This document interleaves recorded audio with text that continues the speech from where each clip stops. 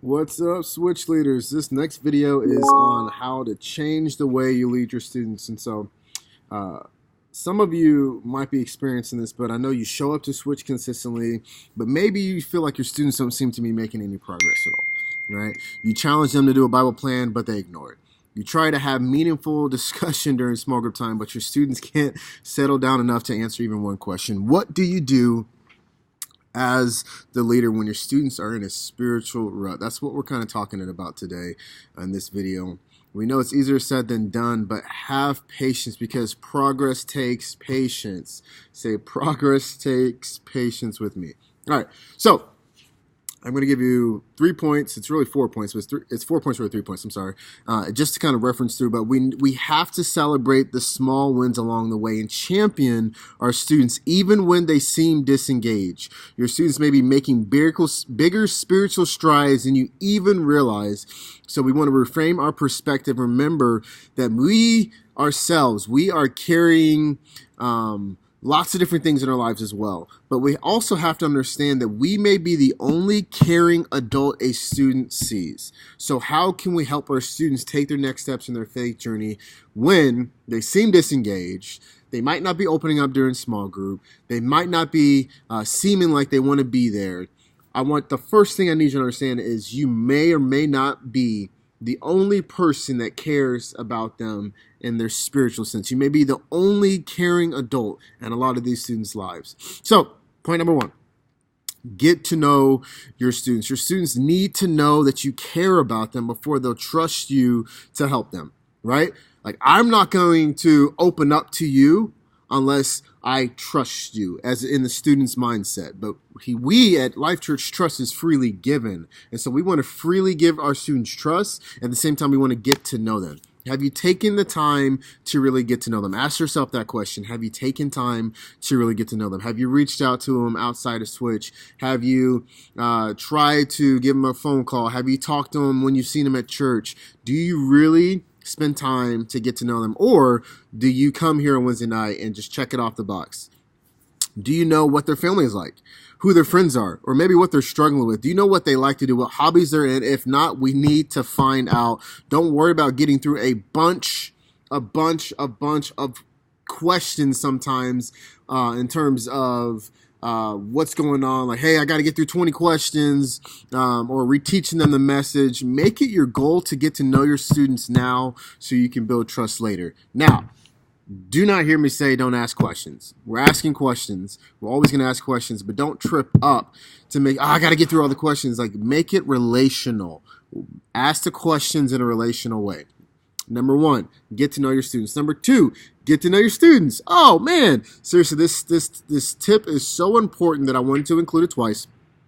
Life change happens in trusted relationships. So start building those relationships with students by getting to know them. What do they like to do? What is their why? What keeps them coming back to Switch? How are they like outside of Switch? What are they like on social media? Engage with them in social media. Do those different things. Enjoy the time that you spend with them. If you constantly are trying to get to know them, at some point they're going to be like, man, this Apollo dude is crazy. He won't leave me alone, but you know what? He's kind of cool. He's kind of quirky, but he's kind of cool. And so we want to try our best to get to know our students because we know that progress takes patience. So number 1 and 2, get to know your students. Number 3, challenge them to take a next step. You may be the only person investing in their spiritual life, and so help them out. Show them some next steps that they can take in order to grow in their faith journey and start owning their own faith. Okay? Challenge them to take a next step. I am parched. Challenge them to take a next step. So that could be, man, have you ever thought about swerving?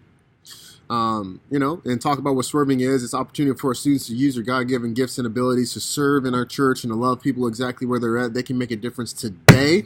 You can talk about that. You can talk about getting baptized. You can talk about simply coming back. You can talk about inviting, helping them invite. Hey, man, let's take a next step and let's invite every single friend that you have. Let's invite 10 people and make it a competition, a healthy competition. Really bring everyone in on those type of things. Challenge them to take a next step. Or maybe they're drinking. Maybe they're out in the party scene. challenge them to take a next step of not drinking. I just had a conversation on Monday. Yep, it was Monday Tuesday with a student who does not come to Switch, but his family's connected to our church. And he's telling me he likes to drink, he likes to smoke, he likes to party. He's a junior. I said, hey, man, I remember when I was that age, I made a lot of silly mistakes, but do you think that's best for you? He's like, no, I don't think that's best for you. I said, well, do you think you could actually like go 6 months and not drink? He said, yeah, I think I could. What about 6 months and not smoke? Yeah, I think I could. I said, well, let's try it. He's like, okay. I was like, why not, right? If you think you can do it, let's just try it. Let's just try it out and see how you feel afterwards. And then I also challenge him to come to Switch for the first time. And then, number 4, we want to champion them where they are. Recognize that our students may be in different stages, right? And that's okay. We have lots of different students. So if you have a group of 6 students, 6 ninth grade boys or whatever it is, all of them are in different seasons in their faith journey, right? And so recognize that, champion them where they are, celebrate them where they are, find action steps that meet them where they are at. Some students may be ready to start swerving on the weekends, invite more people to Switch, or memorize scripture.